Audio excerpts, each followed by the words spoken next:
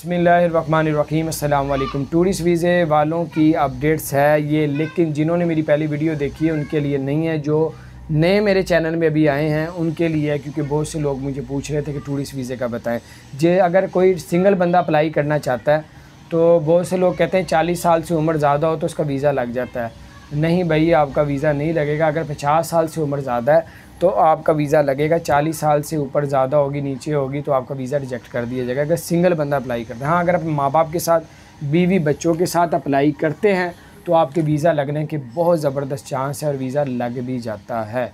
लेकिन 80% चांस है। कोरोना की वजह से कोई पता नहीं होता किस वक्त ये रेशो कर दें रिजेक्ट करने की, किस वक्त लगाने की। हाँ, अगर आप टूरिस्ट वीज़ा, विज़िट वीज़े पे जाते हैं, आपको उधर जॉब मिल जाती है तो आपका यही वीज़ा रेजिडेंट परमानेंट में तब्दील कर दिया जाता है, वर्क वीज़े में तब्दील कर दिया। ये कुछ अपडेट्स थी, मैंने कहा आपसे शेयर करूँ।